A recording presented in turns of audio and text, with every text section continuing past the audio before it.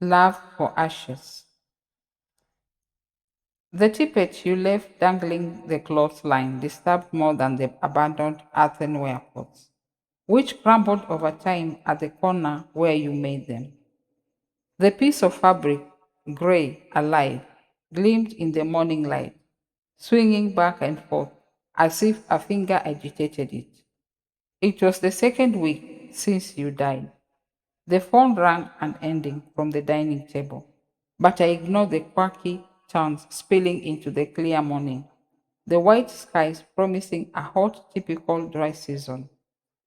Unsaved numbers speckled my phone screen to inform me that the rot in my mother's breast had killed her.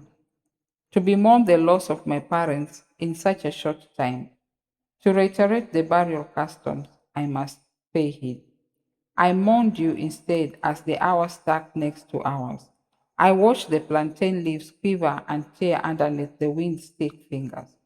The trees clung to one another in the grove, five clannish trunks and a fat little sucker in the middle. You did not like to go near the grove, and I knew why. So it was pointless to poke an awareness twice. We did not like the same things, and we lived wholeheartedly in our differences. At every dawn, we would dig into ourselves anew, marked by our discoveries of each other, losing and finding hallways we did not know existed. You did not take cornmeal and milk because they softened your bowel. You did not chew nuts because they dislodged your dentures. You hated to ride in my Nissan Sunny, the old jalopy I owned proudly. You detested meals made from plantain. Again, I knew why. The swarthy sand of the compound shone in the sun. The pebbles stuck out against the brownness exactly as they did the day you bathed your hands with them, making peace with the earth and alive with me. It was the first time you said my name, okay, and the birds twittering on the nearby trees took up the chant.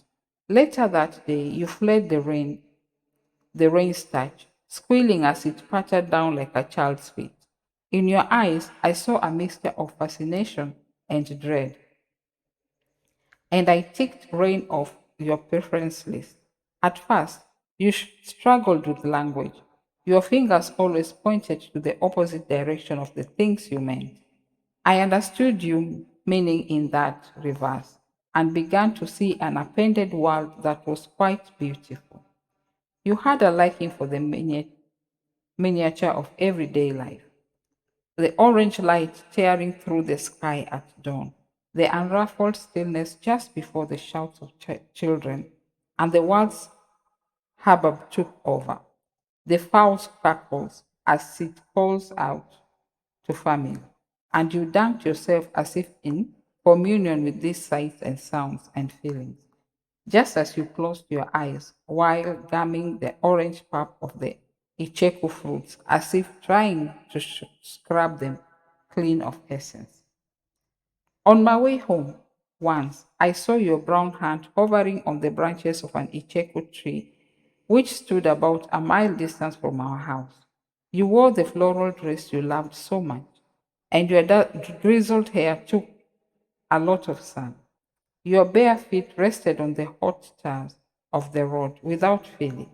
I wondered if I imagined you. The front door of our house was unlocked when I got home. You were all at the dining table, and my body was taken by fear. Was it you? I made to ask. Then you turned to face me, your cheeks scrubby from the icheku you were eating. In those first weeks of our marriage, I returned home to find the compound littered with carcasses of beheaded chickens. Dread spread through me as I sidestepped them and reached the veranda. Was something going wrong with you?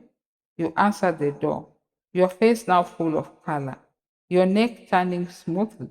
Your skin was a river of fine creases. I understood at that moment your need to renew yourself and to oil the dried hinges in your body. By morning, you looked bloated and the compound had been swept clean. The bird's population was scarred by the need to refill a famished body. It was after the chicken episode that I learned of your unbridled love for the sun's heat. You sound yourself in the open yard, a menacing huge python, and your small triangular head dipped in and out of the sun like a fish surfing water. Your tongue flicked out to test the air. I tried to flee, but the task was beyond me. When the life in my legs returned, I ran to my car. I could not go on with the day's work. I parked the car at a roadside and shivered until my body was fagged out. Your mortal form would welcome me later that day, and no words would ever be said about the python.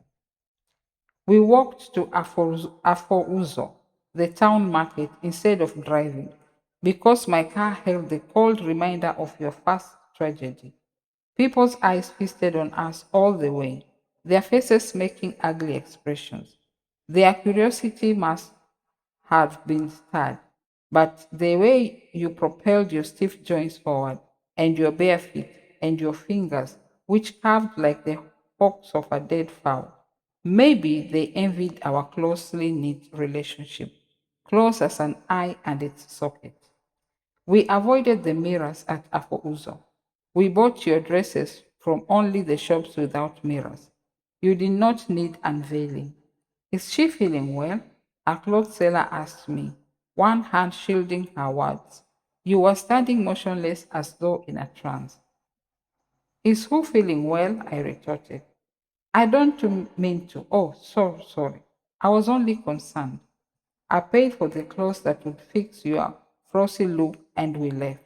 No one else would understand the dark alleys you had sailed through, nor the number of times you were broken to fit the trip. People who had been through nothing concerned themselves with perfection, flawless limbs and hazel hair, and a body so nimble it could trace every direction. We met my colleagues at the car park. They asked about you. Their words stumbling out of their cigarette burned lips like staccato chops. Hey, is this the woman now? I heard. Okay, let's hang out sometime. Bring your new woman along. Ha. So OK got married and hid the news? He is not married. Our friend here is cohabiting with his fine woman and eating the thing for free. They slapped one another's back and laughter raked their bodies until their eyes brimmed with tears. I did not let their mockery bite through the shell I was since you arrived. I clamp, a clump of drunken men who resorted to smokes and the bottles and their women's vaginas at the end of the day's toil. What did they know? Our lives began to fall apart when our small space slackened and took one more body than it could contain. My mother called with a small bag that caused rocks to pile in my throat. She had taken a 4-hour bus ride from Akko to Oba because she was worried I was not taking her calls. She had then called someone who lived nearby and was told, who did you call? What were you told? I almost asked, but was restrained by the sudden whip of her head as she peered to where you stood. Jesus, who is this? She screamed, backing away. Your smile died. It must have been at that moment that you began to hate her. My woman, I remember saying. What woman? Where did you pick this thing from? When I glanced where you stood, perhaps to borrow words from your capsized language bank, you had disappeared. The few days she spent with us, she planted her eyes on you, tailing your gait and expression. She was aging, I realized, as I gazed at this spiteful version of her. Wrinkles pitted deep into her jaw, and her eyebrows shrank away from the lines. She carried the weight of everything she'd lived, mother to 5 stillbirths, until I came, the rainbow child. That woman does not talk, she asked me once. Her name is Nkoli. She talks. So why is she not talking? She talks when she wants to. There are always reasons to say something, yet she never says anything. Okay, are you sure your head is functioning well? Why can't you see what I'm seeing in that woman? It shocked me that she asked this. It shocked me because I did not understand why she could not see what I saw in you.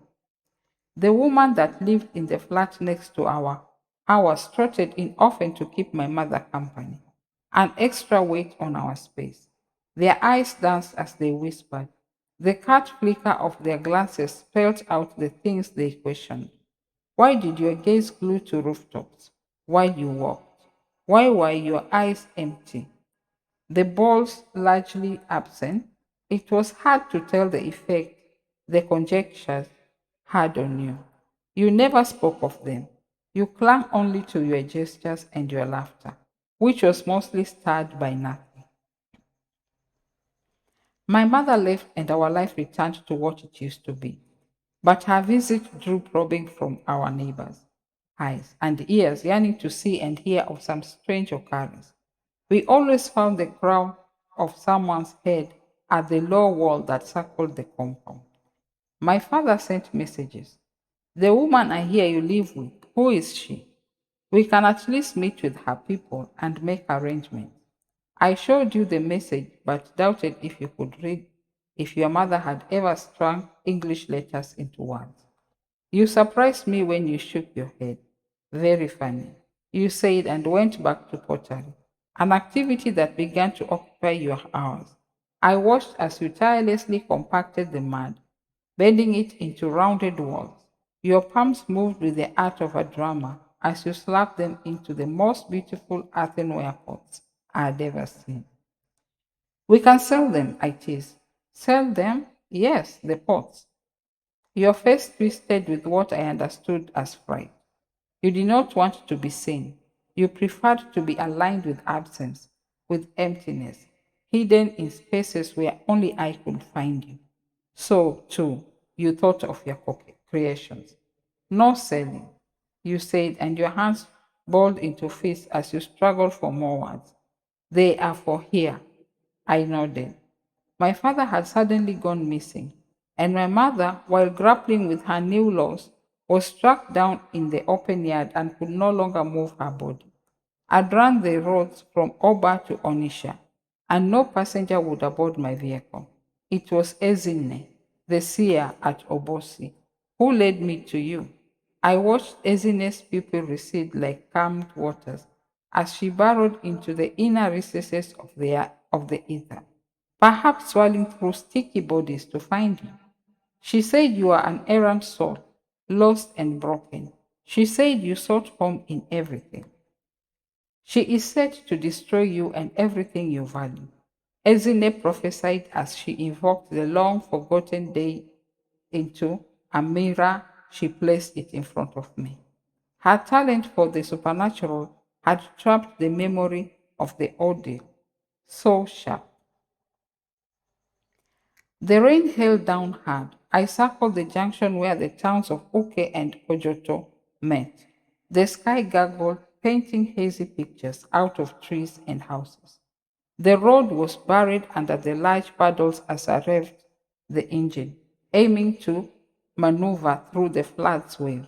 I swerved the car into a single carriageway, evading an open ditch that I thought was drilled at the edge of the road, but now brimmed with rainwater. Someone screamed.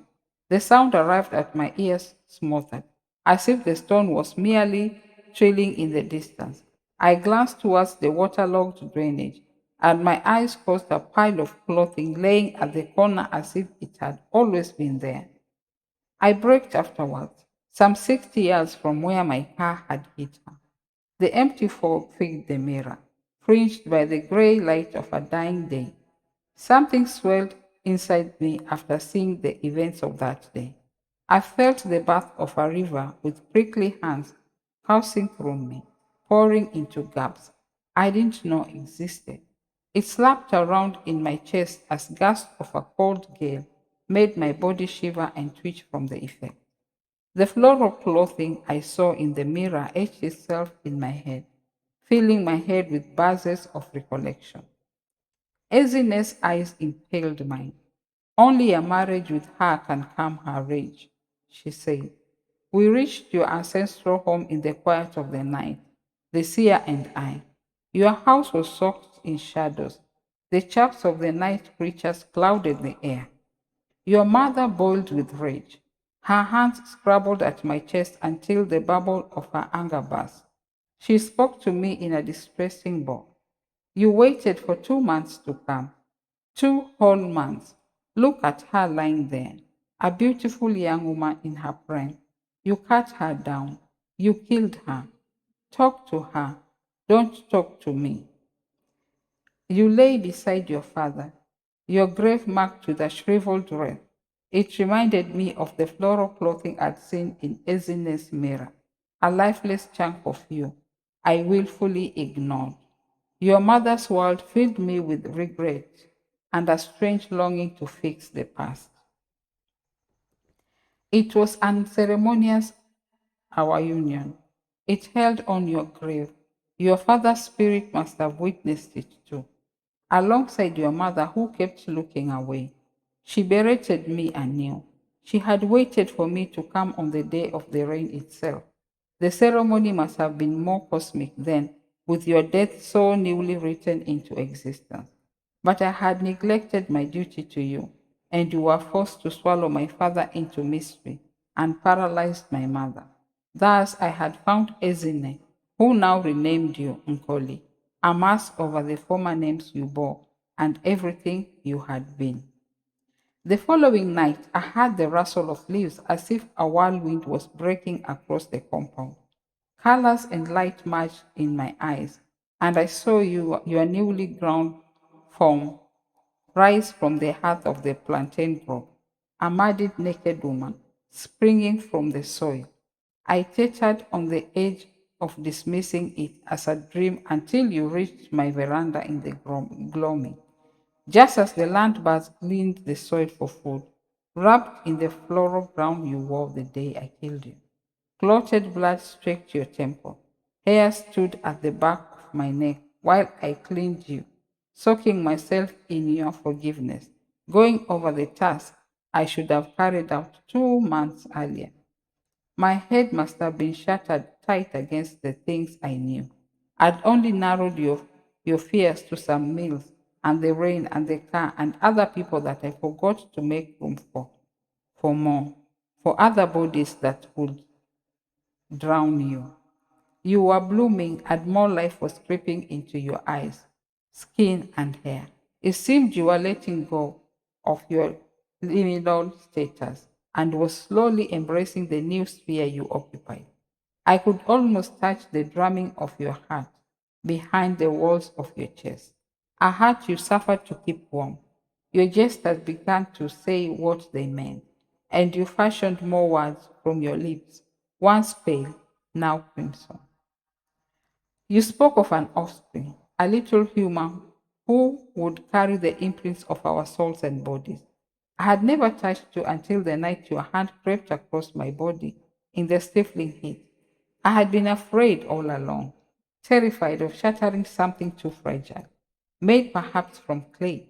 Your hands were bold, your body wrapped me snugly, pulling me through the farthest layers of the earth to yourself. My penis found you wet and ready, and I folded inside of you, every part of me bursting like a new spring. Then it came, the drowning I did not foresee. You tore away from me, and your body went into spasm. There was rattling outside. Something was here to take you. I pulled on a pair of trousers and ran to the window. Through the louvers, my eyes fell on a stout woman. A scarf was wrapped around her head. It was my mother. The bare chested man with her circled the compound, chanting, Adibia. A white cloth clung to his waist. His face was concealed by the curtains of early dawn. When I turned around, I saw a very frightened version of you. Not a python, not a bird, not a bird eating monster. You had returned to being completely pale, and your temple trickled with blood. Your skin was sprayed with new holes, open wounds that deepened infinitely. They grew in number at the incest chants of my mother and the Dibia. I wanted to fling myself at the door and strangle them into silence, but I wanted to stay and protect you. though I was also afraid you would transmute into a new creature right before my eyes. You still shivered hours after they left, even with the duvets I heaped on you. I watched your body rise and fall like a riptide. Small pools of blood coagulated in your eyes. Was this not meant to be the most magical of all our nights spent together? Were we not just spinning our bodies into an aching creation of beauty? The compound picked with the haunting chill of a crime scene. Candles that had burnt half of their lifespan away stood in small circles of five, an uncorked bottle, Oma leaves plucked in their bloom, the dark red of animal blood, the earth you dipped into for renewal now carried bald marks of your erasure. I watched you wilt, and your skin turned on you, reeking of decay. You shed your past all over the house. Bloody mad trail, you movement. You became too frail to crawl back to the sand for healing. The earth was poisoned by the dubious god. Elzine told me, and she could not undo it. The dubious ritual was slowly unearthing everything you carried. I saw a whole universe as you bled, the making of words and magic, the making of humans and iron. You grew larger, sometimes riding through different forms. I would stumble on a hefty serpent, or a fat turtle, or a skink, or you, your eyes unchanging, nestled in the beastly faces of all these forms. Your existence had long patched the ribs your fury created. It was your heartbeat that brought my father back home from his wanderings and breathed life into my mother's muscles. You fetched me land, caused my driving job to garner more customers. Your dawn suppressed our many horrors, but as soon as your erasure began, the tribulations returned. My father was found at the edge of a pathway, abandoned, just as you were a month earlier, his eyelids pressed together, shutting away life's niceties. Then your limbs melted into the fine sand that littered our bedroom floor. They were the first body parts you acquired on your journey here. Your thighs dislodged next. There was flesh and bone littered on the whole floor. Your entrails were bared, and a tongue of putrefaction sank into the walls.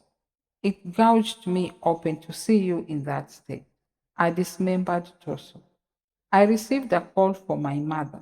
A rot had crept into her breast and was eating them up. Could you come? Some of our relatives asked. No, I could not. I was tending to my woman, I replied. You requested to be taken into the open air. You had not been in the sun for days. I was afraid someone would walk in on us and witness your handicap. What if they still watched from the wall? But you were rotting away, and I was more afraid of losing you. So I obliged. When your forehead finally touched the hot sun, you slithered towards the grove, your skin glimmering in the daylight. There, you lay motionless for long, I thought, but I still hoped that this would fetch you some healing. Oh, you crumbled instead, and the earth sucked you in. No last words, no trail of memory to mark the end. I knew why my phone rattled days later, and whose memory had been nailed to a close. The cancer was quiet in taking my mother. We are so sorry for your loss. Your parents watch over you now. A text message read, you are their only child. Come home and plan the burial rites. Read another. Ezine warned me not to attend my parents' funeral. Here onye metere, owere, isiaburu. May the curse follow whoever provoked it. She washed my palms off my mother's shrine at the Idemili River. Ochoihe Okuagahu Agbai. May the trouble seeker be visited with that which she hands. She washed my face and disentangled me from your wrath. The weather skipped in between seasons, often ushering the rain in the middle of a sunny afternoon. The sun's warmth appeared inessential since you weren't here. The rain grew heavy. then fizzled to mild torrents. It all meant nothing. Your lustrous eyes and shady skin had silenced so many parts of me. I would never speak of you to anyone. Never tell of the red earth that flowed through your veins. Never tell of the life forms you assumed with ease. Never tell of how we gobbled up each other and how you left behind the flaccid thing at the base of my thighs that had refused to rise for weeks. I watched your scarf swing to the wind, pushed and listened to the phone ring, everything trembling and merging with the gray skies and the horizon, lighting an unwelcome memory week, throbbing with the promise of another lifetime with you.